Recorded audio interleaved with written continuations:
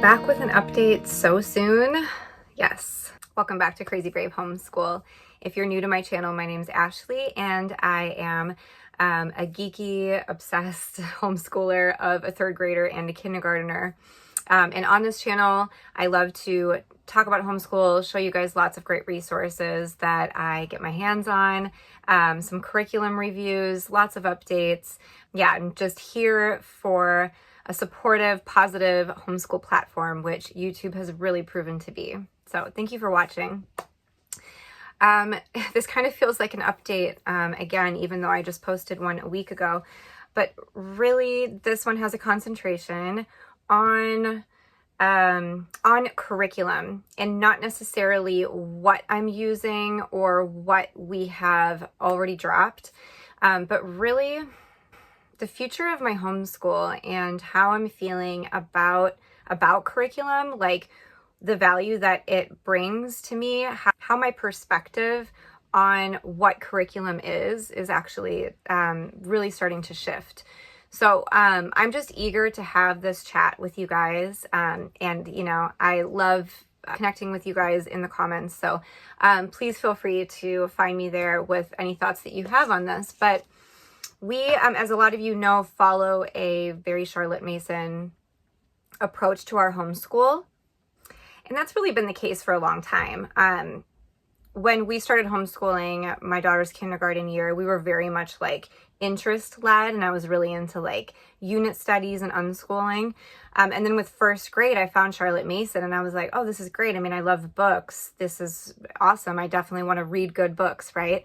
But still, I didn't really know a whole lot about it. I thought it was like poetry tea time and nature study and great books, which it definitely embraces those things for sure.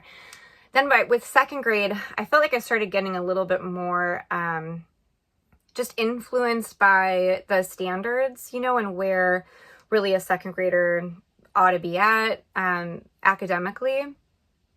Even though I had tried really hard to like fight those pressures in the beginning, I felt them creeping up a little bit because we are with a charter school. And with my daughter's reading and stuff, I just kind of felt like we needed to hone in on really where she should be. So we definitely continued to embrace a Charlotte Mason homeschool last year. And in a lot of ways, we even took it further. We started bringing in more copy work. We brought an artist study, which was great. We started music study. So I was really, you know, connecting with the Charlotte Mason kind of lineup of homeschool, but I didn't really get my feet wet with her principles yet. I started to when it came to teaching reading, and I was really connecting with that. But I hadn't really started reading any of her stuff yet. And then by the time this year rolled around, third grade, well, actually I should back up. When I started planning for homeschool this year, I had found Ambleside online and started reading. I started reading more Charlotte Mason, and I started reading a lot of forums, blogs, podcasts, and decided that we were really gonna like dig our heels into a Charlotte Mason homeschool year. And I was going to go with Ambleside online, and everything just felt beautiful and perfect. But then I started to get cold feet because I was questioning a little bit if it was inclusive enough, if it was diverse enough. I was a little worried about how Eurocentric the history stream, you know, seemed to me. And I thought, I don't really know if this is me. Like, I feel like maybe I'm like losing myself a little bit or something. And so I started looking into secular versions of a Charlotte Mason homeschool and found Build Your Library and decided to come back to Blossom and Root while still implementing all like the whole feast of subjects that I wanted to study. And so that's where we started our year off, but we are only 6 weeks in. And it has taken a pretty significant shift. I wonder if I really ought to have questioned myself so much when I decided to turn away from Ambleside, because when I decided instead to use more secular resources that sure were Charlotte Mason inspired, but that's just it, inspired. They didn't really follow So I guess in my opinion, some of like the really rich literature that is also written in a way that speaks more to the child, which I do think the early books in Ambleside do. I started to actually question if the books were either like above their head with Build Your Library and Blossom and Root, or with Build Your Library in particular, or if they were actually like a little too intense with the history than I was ready to introduce this year. And I'm really sorry if I'm a broken record and you guys have watched my videos where I have already talked about our change in history plans. But needless to say, I did decide to move away from Build Your Library. I felt the History Quest was not as rich in language as I was looking for. It was a little boring to me. And then I moved away from some of the literature picks with Build Your Library. Now, and then I let you guys know in our update that we had decided to move forward with Ambleside Online for my daughter's history this year, but that we are going to follow year one, even though she's in 3rd grade, because I just couldn't walk away from some of the early chapters of our island story. We started reading A Child's History of the World, and I didn't want to miss the whole beginning like Ambleside suggests or schedules. So we are doing a little bit of our own DIY history this year, just by not following the schedule as prescribed. But what I do need to update you guys on is that I have decided to follow both year 1 and year 2 schedule for history so that I can put my daughter into year 3 next year when she'll be in 4th grade. There's more to Ambleside that I wish to do next year, and I would rather put her closer to her grade level because I do see how the workload continues to get deeper as the child gets older, and I do want her to be challenged. I do want to, if we're going to follow more of the subjects, I would like to follow per the recommendation, and I think dropping her down 1 grade is actually really common within Ambleside. So I know that sounds crazy, but I did look into the schedule. I actually took their PDF and I reworked it to fit in both year 1 and year 2 readings. We're not doing Trial and Triumph, and we're not doing any of the Bible history. But we are reading, and this isn't totally what this video is about, but it's just to give you an update on our history. We're doing our island story from the beginning, Child's History of the World from the beginning. We'll be bringing in Viking tales as prescribed, and This Country of Ours as scheduled. And then we are doing all of the biographies, George Washington, Benjamin Franklin, and Buffalo Bill. But then I'm also bringing in at the end of the year Joan of Arc, because that's scheduled in year 2. I feel like I'm probably forgetting one. Little Duke, we are going to read, but we're going to do it during the summer of next year. Yeah, next summer, right? Yeah. Okay, so we are fitting in almost all of the history reads. We are also, I've decided to, okay, so actually now I'm going to kind of like back up a little bit with curriculum stuff per the title of this video. Am I done with curriculum? All right, so on just the history note, my history curriculum plans turned into books because that's what Ambleside is. Our history curriculum now is books and narration. That's it. And then once a week, once we start getting a little bit deeper into these books, I'll bring in the timeline. So that's our history. The Blossom and Root situation. So I had originally reworked the whole Blossom and Root schedule for level 3 because I wanted to bring in some Build Your Library literature. I had 5 books picked out from Build Your Library that fit in with the ancient times that we were going to be studying with them. But I found that 3 out of the 5, I thought the content was too mature. So I dropped those, and we're still going to do Tales from the Odyssey. Parts 1 and part 2. So I had already reworked Blossom and Root to fit that plan. I have been getting deeper and deeper into the Charlotte Mason philosophy of language arts. I had already learned a lot about how she teaches reading and have implemented a lot of that in my homeschool, and I love it.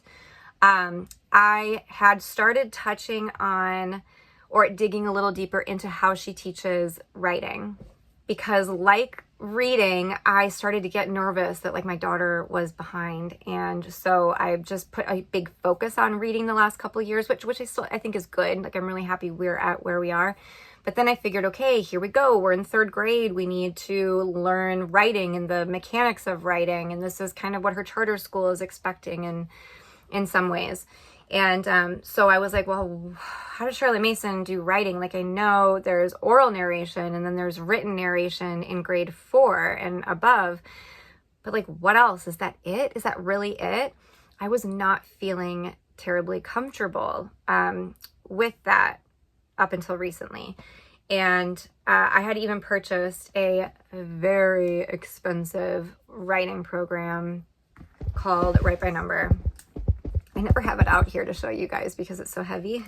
Write by Number comes with 2 really big books. This is like such a beautifully crafted program. It's like really soft, and you know, the program itself is really beautiful, and it's supposed to take the child through all 12 years of writing mechanics and education.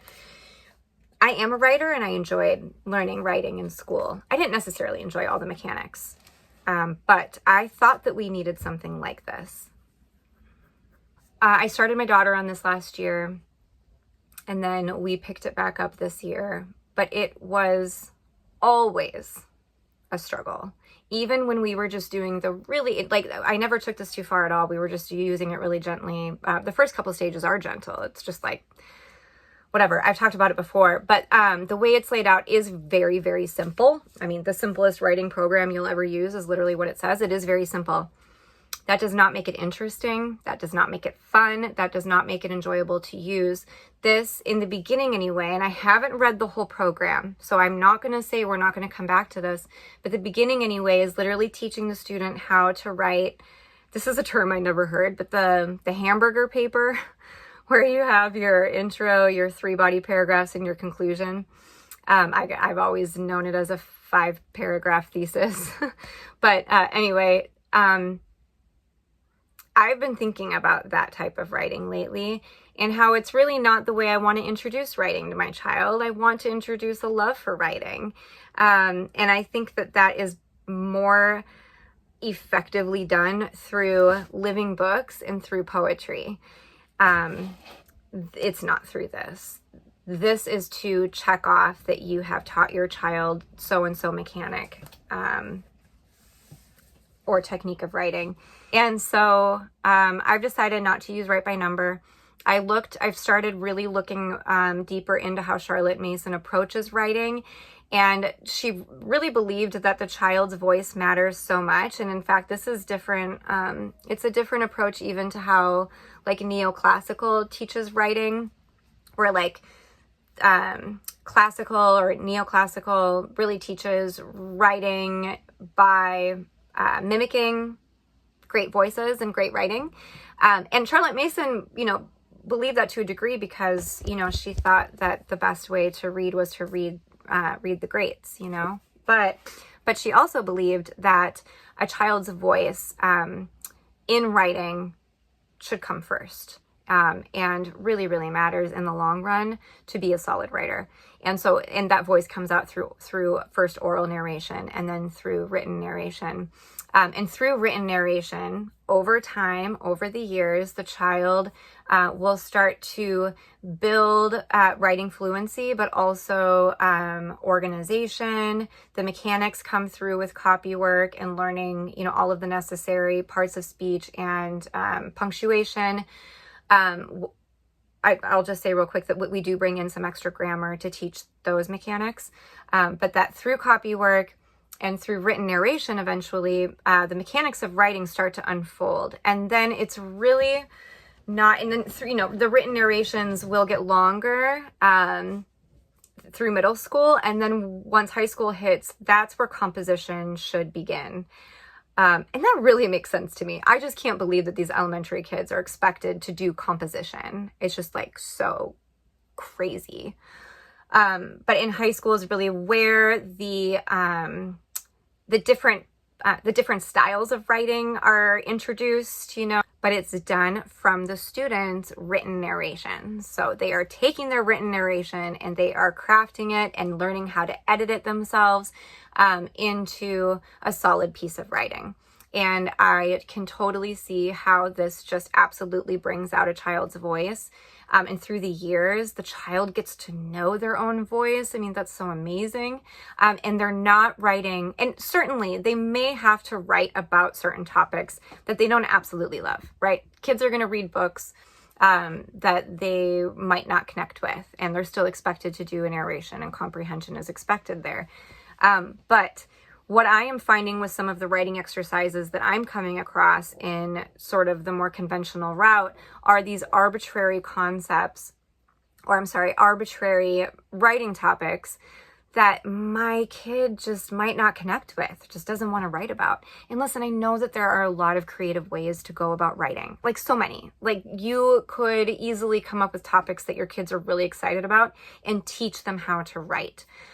Using exciting topics, and that's fine.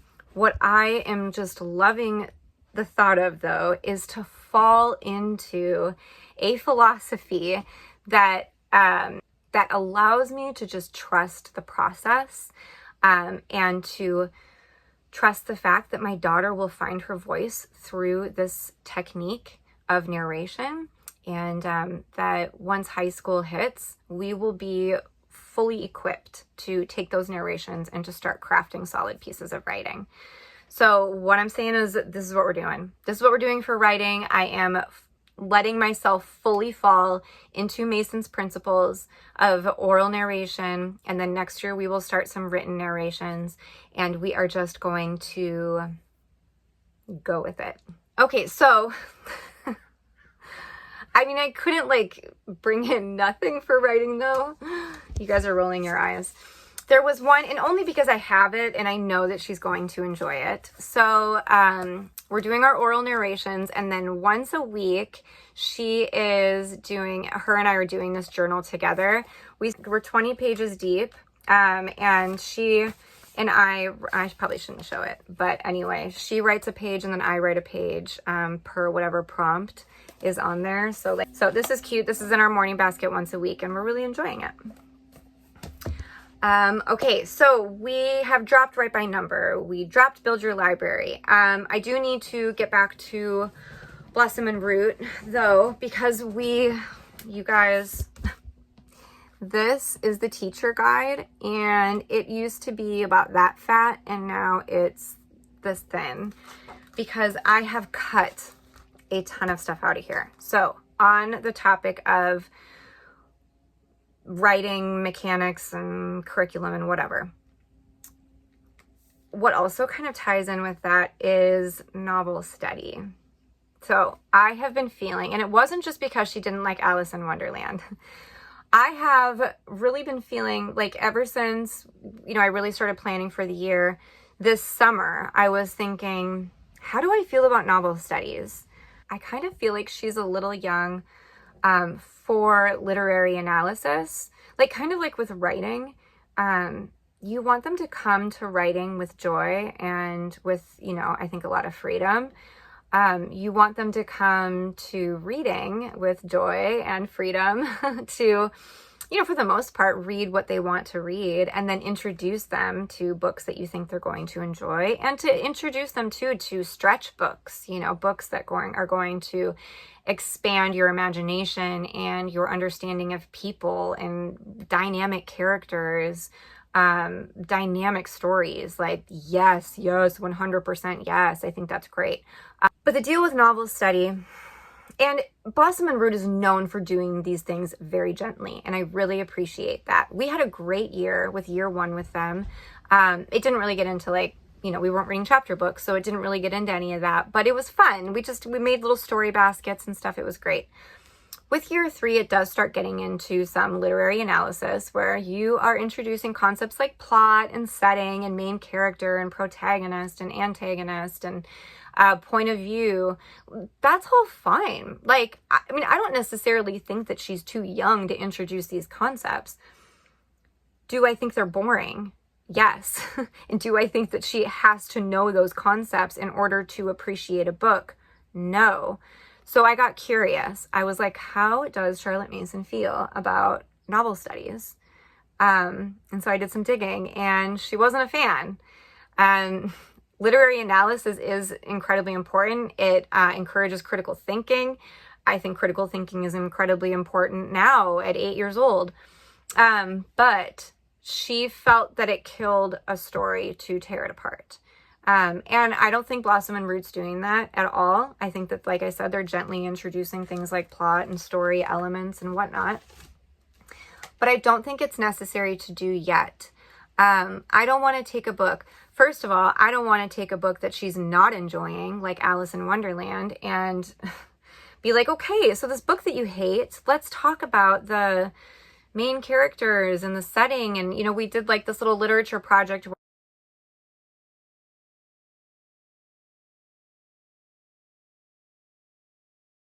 where she created the setting on Canva, and like, it was fine. It was good. It's not like she like hated it or anything, but yeah, she could have passed. And the thing is that my daughter is really great with books. She's great with comprehension.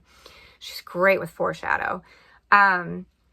She just doesn't need it. She doesn't need the busy work. And I think that that's what it was really feeling like with the notebooking pages. With this was busy work when I think she was already understanding the book perfectly fine. And I think that kids, when they either enjoy or don't enjoy a book, I think they can still understand the book perfectly well without having to sit there and nitpick at it. Now, I do think that there are some really important things that come out of the books that you're reading that are a core part of a child's language arts, and that is copywork, narration, later on dictation, and yeah, sure, like reading and spelling lessons even. So, but I don't think that we need to do the literary analysis yet. All I know is that it was taking up precious time. And so what I did was I actually pulled, like I shared with you guys in my update video, we are taking a much more Charlotte Mason approach to language arts. So we are using books again. It's like, you guys, our curriculum now is just 90% books. 4 days a week, we're doing all of our language arts out of this, which is like copywork, grammar, some grammar, spelling lessons, vocabulary, narration, dictation. I think that's it. And then the other week, we're doing 50 Famous Stories Retold. Oh, that's another one that we're reading out of Ambleside that I forgot to mention for history. So we're alternating these every other week to do all of the Charlotte Mason, points of language arts. And so then what we were left with was the book list, like the chapter books, and the elements of story, like, the setting, plot, point of view, all of that. The literature projects, the narration, I still wanted to keep out of here. Oh, and the wordplay. There's some really great phonics review with this. But then once I was like, I want to take out the literary analysis. I just don't want to do it. And so then we lost the story elements. I decided too that we wouldn't do the literature projects anymore, because I do have a project that I'm going to hit on. And then what was left? The book list, the wordplay, narration. So that's why this is so thin. And because I dropped some books out of this too. I dropped Phantom Tollbooth because it is, to me, it looked way too similar to Alice in Wonderland. And I'm like, my daughter is going to kill me if I try to read this book to her. Not to say we won't try to come at it, but I can't come at it in the same year as Alice in Wonderland. But anyway, Blossom and Root got really, really thin for us this year. And I did think that this was going to be our core curriculum. But it is not. It was a little hard for me to make the decision to drop the literature projects, because here's the thing, when it comes to curriculum, teacher's guide, student pages, a whole schedule to follow, usually the parts of curricula that I tend to like are the creative parts. I try to choose creative curriculum like this because I'm an artistic person and I want my school to feel fun and artistic and creative. But, you know, here's the deal. My daughter is incredibly creative, but in a lot of other ways that isn't like doing crafts or like some of these like literature projects that just didn't speak to her. So I guess I'm saying it felt okay to not do the projects with Blossom and Root. Also because I remembered, I put stuff together this year that we are doing that is incredibly creative and I think is feeding her soul a little bit more. This thing I'm going to show you, I don't know if I would necessarily say is like feeding her soul, but it is a language arts project that I think is totally enough for our school year. I think because she's not entirely crafty, that this project meets a little bit of what I need as a teacher while keeping a little bit of the fun alive. So this is a project that I got from Little School of Smiths on her blog.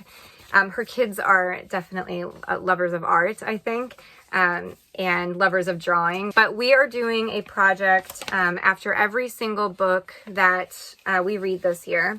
She's doing a book report and then drawing something from the book on the outside of the envelopes. And then at the end of the year, we are gluing the envelopes together and we'll have this whole long like accordion of the books and reports that she's read. So she's finished with Alice in Wonderland. The book report came from just a book I purchased on Amazon, and I, tore it out, and then she did her review of it, and then she drew a picture. The next book, and I think this is where I'll hit on something else I want to talk about. The next book, she's not done with this envelope yet. She is making like a character, what is it called? Like a personae something. Basically, it's all the characters that are in the play. We read A Midsummer Night's Dream. And so she's still working on her envelope, and then she hasn't done her book report yet for it. But this is the creative extension that we're doing with language arts this year, and I think that this perfectly suffices as much of the creativity that she wants to do with language arts. On the note of A Midsummer Night's Dream, I'm all over. I taught, I'm passionate. I even took notes, but I haven't even looked at them once, so bear with me, you guys. A Midsummer Night's Dream. I was nervous. I have not introduced Shakespeare before. It went so well. Like, she loved the story, and it really got me thinking, oh, can I bring Shakespeare in this year? Especially if our language arts just got a lot lighter. I was planning on doing Tales from Shakespeare, or Beautiful Stories from Shakespeare by E. Nesbit this year when we were going to do AO. But then, we did Blossom and Root, and I'm like, we're not going to have time to do Shakespeare. But our language arts has lightened up a lot now. And so I'm going to follow year 1 and year 2 of Ambleside Shakespeare this year. I'm excited though, you guys. I am starting to really get into this rich language. We are several books deep now, like classic literature within the last year. And so I'm really starting to just feel the richness in this language. My daughter's getting more used to it. But I just wanted to share that edition with you, and that Midsummer Night's Dream was like such a win. It was really, really great. So I guess I should hit another piece of curriculum that we are not dropping, but are changing quite a bit. My son's Blossom and Root language arts. So I had gone through and actually took out several books that I really didn't feel were going to meet his needs and or his interests, and brought in my own. We're supposed to be starting My Father's Dragon tomorrow. I started reading through it again, and I'm just like, I think he's too young to sit for this chapter book. Like, it is stretch language, it is written a bit Old English, and I'm still, cultivating a love for picture books with him. He's 5 years old, and I'm just, a little frustrated about My Father's Dragon being in this year. So anyway, I'm pretty sure I'm dropping it. So we have 4 or 5 weeks now that I get to find some new books to do. And honestly, I'm excited about that. That's my jam. I like it. So it's just another curriculum that I'm still using it, but I'm really only using bits and pieces. Another curriculum that it's not like we're dropping the subject of foreign language. My kids have actually enjoyed it. It's gone okay. I just really don't think that I can get fully on board with homeschool languages. This is not how I want to teach Spanish. Like I got it because first of all, it's like beautiful. It's such a well-designed program aesthetically. All the pieces that it comes with, all the games and the puppet and everything, and it's in these really pleasing colors. I think they've done a fantastic job putting this together. And it is engaging. It is fun. It is engaging. Personally, I don't have the time and energy to put into the 10 minutes a day that I allot for Spanish, because we follow Charlotte Mason's recommendations to do Spanish every day for 10 minutes. I just don't have it in me to like put together these games and stuff for only 10 minutes. Maybe I would if I actually felt that the curriculum itself was really strong. But here's the thing. I don't necessarily think this is how one learns a foreign language best. I learned through a lot of vocabulary, and I just would rather learn or teach the kids through phrases and through just like speaking. I think that like just introducing these kind of arbitrary vocabulary words like colors and then feelings and stuff, it reminds me of public school. And I learned Spanish for 6 years and I'm not fluent. You know, that's ridiculous. So I just don't know that I am going to connect with this. I ordered Speaking Spanish with Miss Mason. I'm excited to take a Charlotte Mason approach to teaching foreign language. I've looked a little bit into it. It's very cool how it first teaches you, or just to memorize the phrases in English first, and then you literally it's like very hands-on. You're like opening a backpack and you're saying, open a backpack. And then once you have the phrases memorized in English, then you memorize them in Spanish with a lot of the same hand motions. And that's it. It seems like a perfect way to implement foreign language for just 10 minutes a day while we're eating lunch, and not so like, here's like several QR codes, play this game, get the puppet out, play these songs. I can't do it. I can't do it. Yeah, again, this video is just like seriously all over the place. But something that I kind of just wanted to kind of keep touching on is the creativity that I'm realizing that I really have brought into our homeschool. And it doesn't necessarily need a curriculum to tell me what to do. I've come up with some projects this year on my own that are actually working really well. The book report project, our nature study science actually is going so well this year. And guess what? It's coming from a book. Just a book. This is it. I love this herb book. It has so much great information. It has great living stories. And then it has some fun activities to do. But the creative, I'm calling it like creative extension project we're doing are these flashcards. And we just did our second week with, we've been studying Fennel for a few weeks. But once a week, we'll do the flashcard, and then the student writes a little bit about what they remember on the back. I'm having them draw it from memory. First, they do a sketch or a painting in their notebook, and then the next week, they draw it from memory. This is my son's. Where's his Fennel? Let's see. Oh, he's 5. But here's his Fennel. And I am just loving, this feels more than enough for that hands-on work that I expect from an elementary student in science. I am really loving not following a year-long curriculum like we tried last year with elemental science. The workbook pages, the quizzes, the vocab, the poetry memorization, all of that was just it was just way too much. It was way too much for how old she was. She was in 2nd grade. And maybe 2nd graders, some can handle that just fine and love it. But this to me feels really on point with my expectations of them, and it feels really good. It feels like really good work. Because my son is still young and he does like doing crafty things, and because we lost a lot of the reeds and blossom and root for him this year, I got on ChatGPT and I had it craft a fun, creative project or a literary project for the book that I had chosen that week. So last week we did A Kite for Moon, and it came up with a fun project to do a night sky, and then create a kite and paste it on the night sky. And he loved doing this, and this is like, you know, still like just so appropriate for his age. And really, ChatGPT has really like come in strong for me when I have decided to stop a curriculum. It's been really helpful to give me some ideas. On that note, so grammar, so we were going to use first language lessons this year, and I decided not to. My daughter hated that program. So even though Charlotte Mason doesn't encourage grammar at this stage, I personally have made the decision to continue teaching grammar with my daughter. But what I did, instead of using a curriculum, I had ChatGPT help me out with some grammar concepts.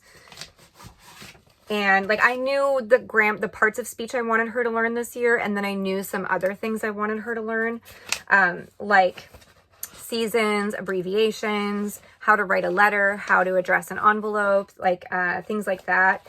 And so ChatGPT came up with 24 weeks. Sorry, I know I've shared this before, but I'm just using what it comes up with, and I am putting it in her companion notebook. So the companion notebook has and will remain a major part of our curriculum, because this houses my daughter's, like, all of her language arts. I mean, all of her language arts fits into one notebook, and her history narrations. So language arts and history, all in one notebook. And then the grammar, I'm just writing down the lesson from ChatGPT in here. So that's become our grammar curriculum. What I also did for grammar was, because I was really wooed by Cottage Press and how they present Charlotte Mason in a workbook style, I did get this, and we're not going to use it. But I went through and I took pieces of it that I really loved in terms of teaching language, teaching grammar. And I copied down all of the parts in this book that I really loved in our companion notebook. And so that's a way that, like, I'm using the curriculum, but I'm just using it in my own way. And you guys, I am so done using curriculum the way that it's presented, honestly. There is a piece of curriculum that we will likely stick with this year, but it is so minimal and does not require even as much as The Good and the Beautiful handwriting required. I'm talking about Logic of English Cursive. I'm really happy that I got this program. So it does have a really comprehensive approach to teaching cursive. Like, it does have a step-by-step thing, but it's really simple to follow. And in the end, like, you just kind of get like used to it. You're like, okay, I'm teaching cursive. My daughter is, like I had really hoped, is really loving learning cursive, and she's like good at it. I think that she just does not enjoy writing in print, and she's enjoying cursive more. So this is like, you just get this, like, this is the curriculum. It's, it's just a workbook, but then it comes with these like sandpaper Montessori letters that the kids are liking. And those have made the lessons go really well. And then it has, like, it's so simple, you guys. You're introduced to a letter. Like, let's say you're introduced to the letter H. You have this big space to practice. Plus we have a whiteboard that we're practicing on. And then once the child feels confident, they literally only choose one line on this page to do maybe 10 H's, and then they circle their favorite one. So, like, they get to choose which line they feel comfortable writing on. I love this approach.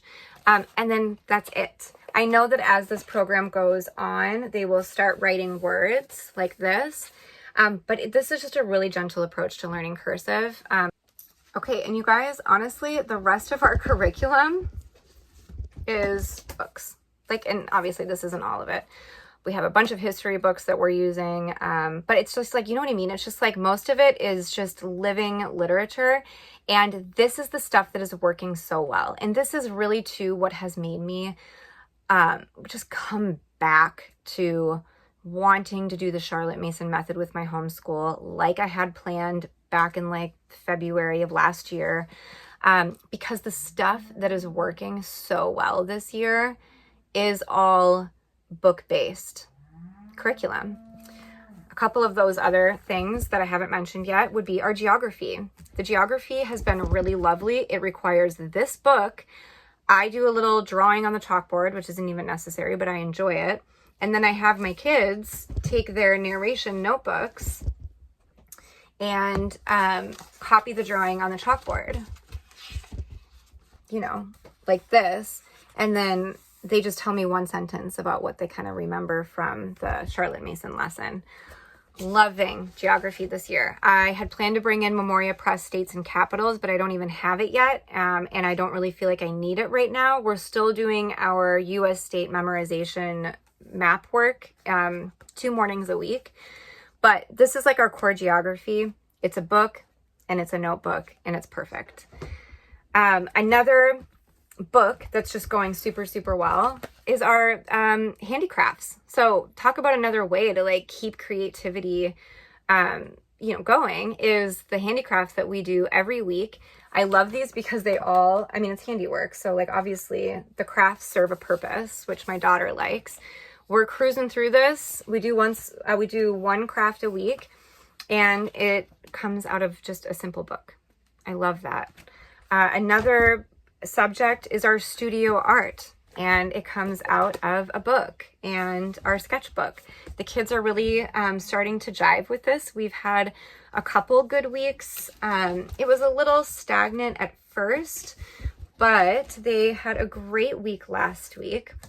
It was just a really simple exercise where I drew some things up on the board, and then they did their best to copy them in their sketchbooks. And this also included a really wonderful relaxation technique that I did with the kids that I learned out of this book. And then another creative way that we're using our Charlotte Mason curriculum is through our artist study. And that is, with our sketchbooks here. And every week the kids will paint the art that we study and give a brief narration from the biography. So I don't know. What's my point? My point is that I'm really feeling that I don't need curriculum to bring in the creative aspects that I want to do in my homeschool. And I don't feel that I need it to help me teach these subjects anymore. I am just enjoying so much falling into these books and trusting the readings and the narrations that I get from my child to take us all the way. I mean it. This is just really the route that we're going to continue going. I feel like I have some solid plans and ideas for next year. I'm not going to share that yet.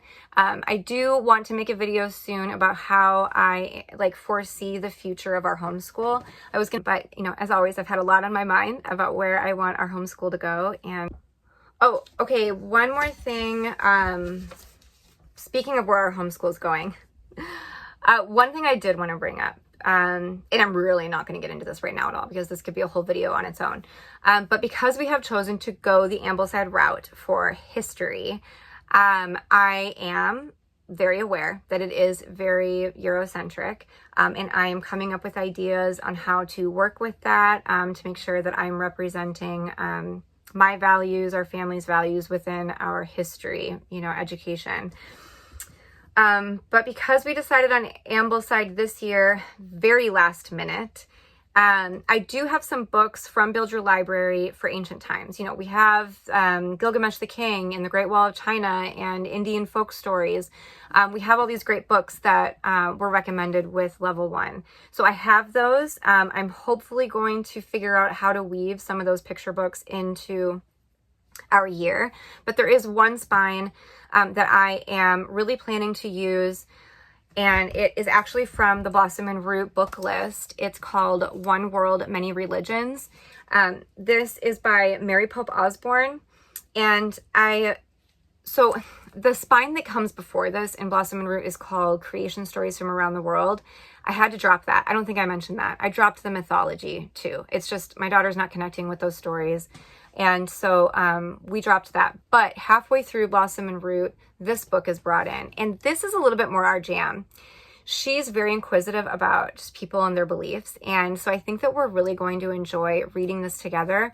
I also like bringing a text like this in alongside learning about ancient times and British history specifically, so that we are making sure that we are bringing in a little bit more of a worldview with, well, in this case, religion. So I think that this is going to spark some really great conversations for her and I. She's loving history. I think that she is going to be a lover of cultural studies. And so this one I read through so far and it looks really good. I'm excited. All right, guys, if you stuck through another chatty video that I don't even know, like, what was this video about? I think it was about how we're not using curriculum anymore. But anyway, thanks for sticking around if you did, and I will catch you very soon with the next one. Okay, take care. Bye.